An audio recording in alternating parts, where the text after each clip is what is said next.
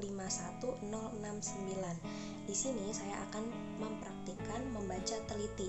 Sebelumnya saya akan menjelaskan mengenai pengertian membaca teliti, tujuan membaca teliti, ciri-ciri membaca teliti, dan langkah-langkah membaca teliti. Membaca teliti adalah aktivitas membaca dengan cermat, seksama, dan penuh perhatian terhadap isi teks untuk memahami makna, detail, dan pesan yang disampaikan secara mendalam. Tujuan membaca teliti yang pertama, menemukan ide pokok dan informasi penting. Yang kedua, memahami isi bacaan secara menyeluruh.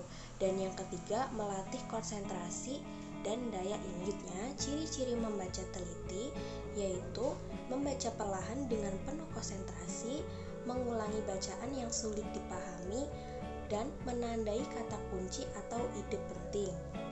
Kemudian ada langkah-langkah membaca teliti. Langkah-langkah membaca teliti itu ada 4. Yang pertama, membaca teks dengan hati-hati. Yang kedua, menandai kata penting atau kalimat kunci. Yang ketiga, mengajukan pertanyaan tentang isi bacaan. Dan yang keempat, membuat ringkasan singkat. Kemudian saya akan praktik membaca teliti.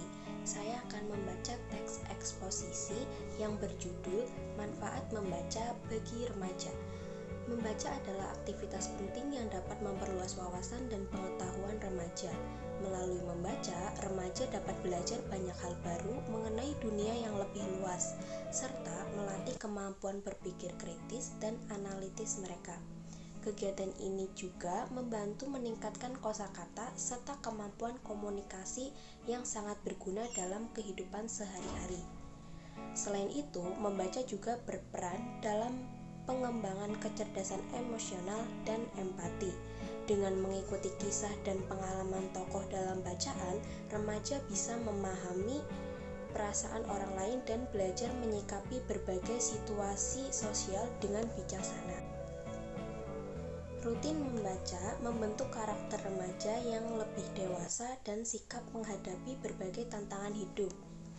Nah, dengan membaca teliti, saya dapat menemukan kata kunci dari teks eksposisi yang tadi saya baca, yaitu kata kuncinya ada membaca, wawasan, pengetahuan, berpikir kritis, kosakata, komunikasi, kecerdasan emosional, empati, karakter, dan tantangan hidup.